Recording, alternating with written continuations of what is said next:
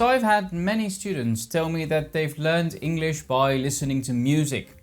But I wonder, since everyone listens to music, can you learn English or any language by simply listening to music? So let's figure it out. First of all, we know that to learn a language, you need to have a lot of exposure to the language. And the more you're exposed to the language, the easier your language learning journey will be. So since music is ubiquitous, so it's omnipresent, we can find music everywhere. And with lots of those streaming services around these days, it's very easy to come in contact with English through music. Listening to music is always very fun. It doesn't require extra work and you don't need to put in extra effort to make time to listen to music because most of us do it anyway. So how does music help you when you're trying to learn English? Well, one of the most important things that music does is that it exposes you to conventionalized ways of saying things or quosts or chunks of language that frequently appear together. And usually we listen to songs over and over again. We don't listen to one song once in your life and then never listen to it ever again.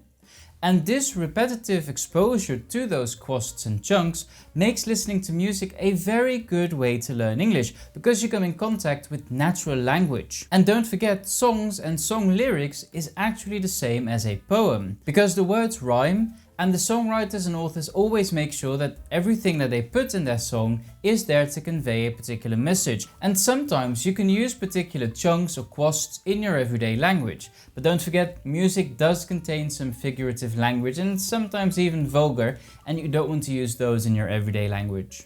Now there are people who might say, hold up, language in lyrics is always ungrammatical, but this is untrue. There has been some actual scientific research to find out whether this is true, and they found that even though some songs contain ungrammatical chunks and ungrammatical quosts, most songs simply contain grammatical language, and it's natural language, so natural language that appears in everyday speech. So the claim that the language used in songs is ungrammatical is simply untrue. There is one caveat though, and that is that sometimes songwriters make sure that it fits the rhythm of the song. So you might get some things that sound a bit wonky just to make sure that it fits the rhythm of the song. But still, overall, music language is not ungrammatical. Now, one thing that is interesting is the question whether we always learn when we listen to a song.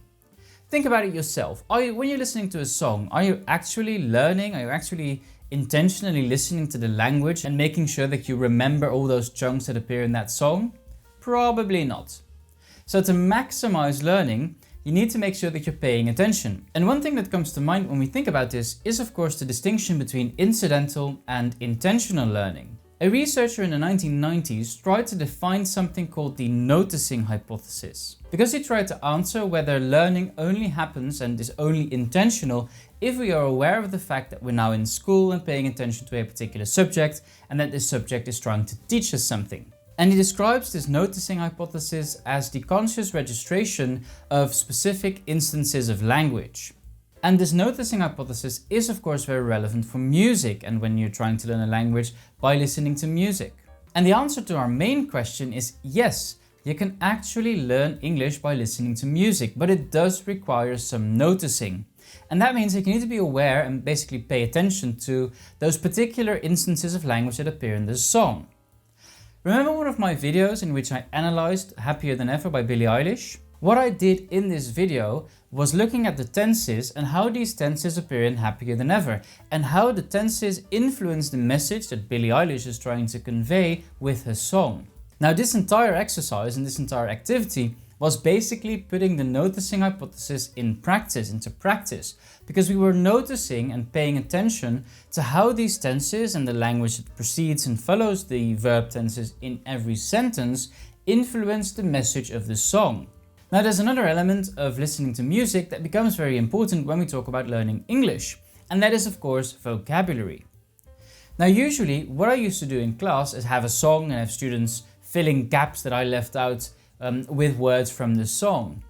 And this is a very nice exercise and it could be very useful and a fun way to practice particular words. But is it very useful for your language learning? Not that much.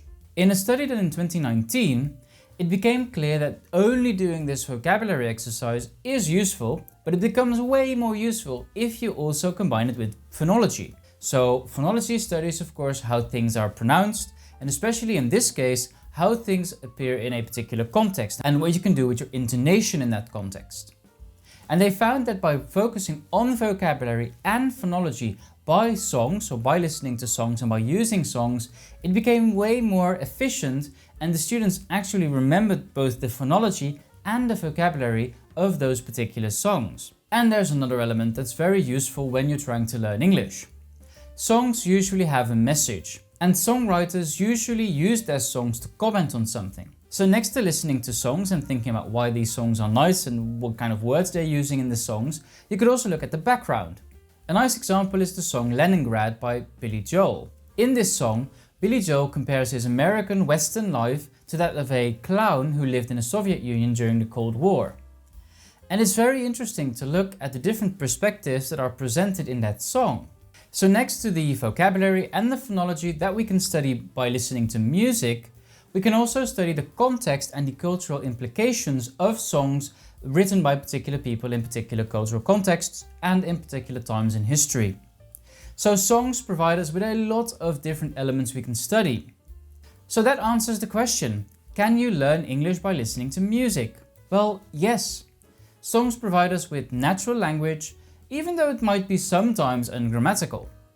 They also provide us with a great opportunity to study phonology and vocabulary, and we can even look at the broader context of songs and look at cultural implications of that particular song. So now it's up to you. Let me know in the comments.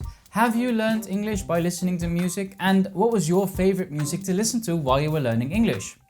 How did you deal with the fact that you maybe didn't know all the vocabulary? What did you do? What was your approach?